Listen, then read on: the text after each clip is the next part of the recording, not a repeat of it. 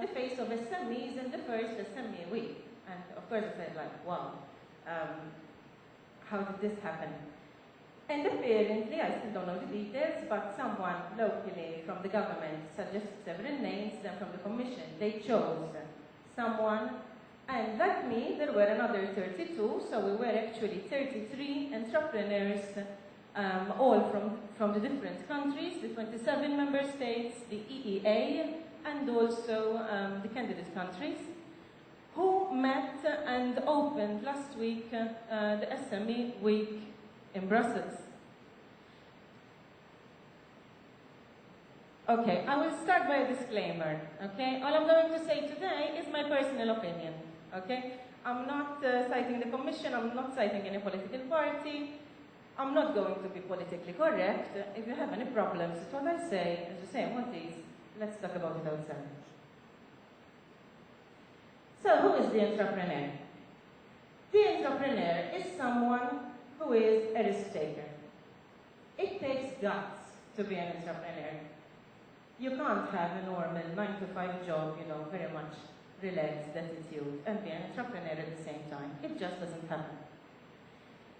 He or she is passionate, creative, positive, sharp, and also opportunistic. And unfortunately, sometimes we get this impression that entrepreneurs are bad people in inverted commas. No way. We are the motor of the economy.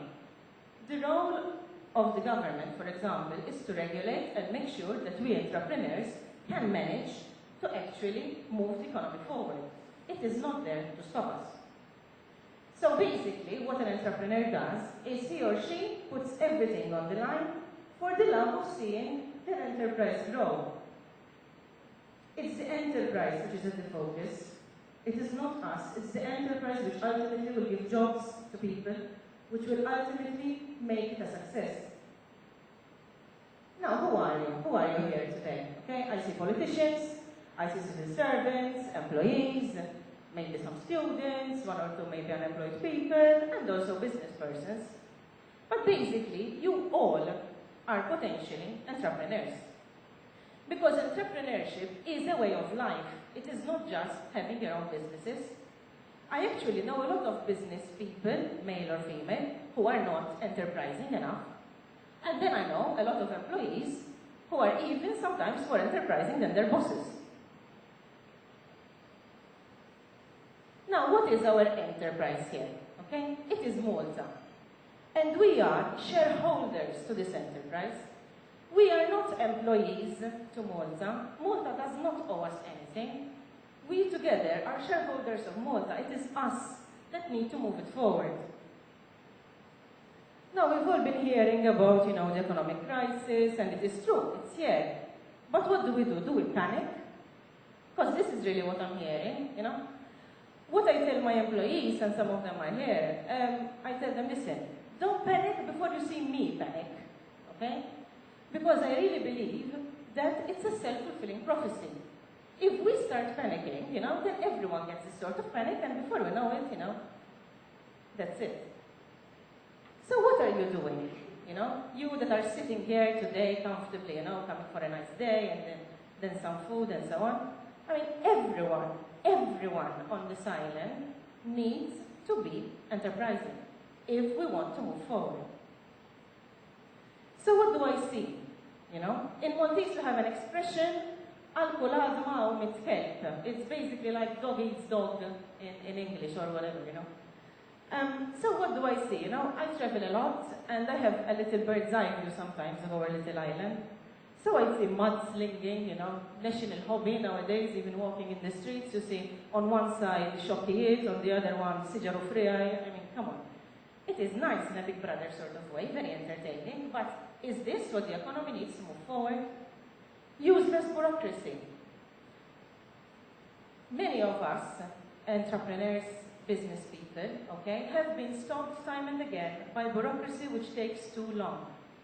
How many more NSO surveys do I need to fill in? You know? All these sort of things which do not make my life as an entrepreneur what it should be. Power games within enterprises, within government departments, backstabbing, national hobby, wasting time, whining and grumbling, so on and so forth. This is what Malta looks like, unfortunately. This enterprise, if we keep it like this, it's not going to turn a profit anytime soon. So what do? Let's think out of the box, There are 5 days in a week, okay? Because Saturday and Sunday, I believe that you should rest. There are 5 days in a week. For 2 of them, at least for 2 of them, try to do something innovative, entrepreneurial. Then you have 3 days of pen pushing, you have 3 days of doing whatever you want to do normally, gossiping and all, but for 2 days, try to create new business. And think, wherever you are, whatever your position is, you can make a difference. Stop saying, it's them, it's her, it's him, it's the blues, it's the reds, it's the greens, it's you. Be positive. This is something which I'm happy that actually both the previous speakers said it. My father used to tell me something. He used to tell me, Binti, il-flus iġib il-flus, il-qamel iġib il-qamel. So basically, in English, sorry, I have to translate this one, it's money begets money, but nits get nits. So if you just keep looking at your bank balance and despairing about it, looking at the overdraft, it won't make it better. Of course it won't make it better. But if you go out there and start marketing and start selling and start being innovative, and be positive about it, then yes, that is going to work. See the opportunities. We are Malta, down here, little insignificant dogs. There's the whole of Europe, and yes, those are little bones around there, because if we keep the analogy of dogs and bones, there are many bones out there. If you are brave enough to go for them. But why not? If I managed it, everyone can, believe me. Work together. This is something which unfortunately in Malta does not happen. It's very difficult to work together, we see it, we don't have very good examples at any level of working together, unfortunately. But at least if you don't manage to work together with fellow Maltese, try and work together with fellow Europeans, After all, there are so many opportunities out there. Is it possible that in 500 million people in Europe you find no one to collaborate with?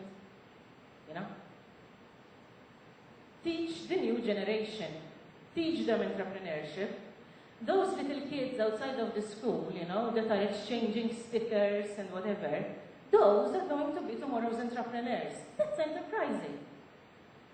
Let's help them to get this, Forget, I hear many parents saying, a nice 9-to-5 job, a job with the government, something relaxing, go and be a teacher, you have all the holidays, come on, Where is this going to take us? Nowhere.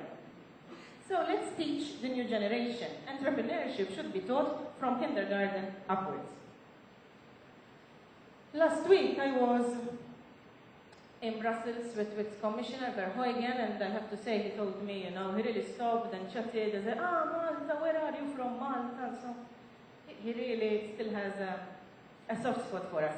But I was amazed, all the other entrepreneurs, they all had so many difficulties. There was one person that was blind, one person in a wheelchair, some of them were immigrants, they really had everything against them, and they made it. So what are you doing again? It all starts with you. As usual, I have a dream, And this dream goes like this. Because of my travels of the EU, I go to very strange, obscure places, from close to the Arctic Circle to somewhere in the middle of Romania, whatever. And sometimes I will be the only Maltese person they will ever see in their own lives. I know, shock and horror, but that's it. So I go there and I present myself. And my dream is this, that today I tell them, hello, I am Angel, I'm from Malta, the land of the sun and the sea. My dream is to tell them, hello, I am Angel, I come from Malta, the land of entrepreneurs. Thank you.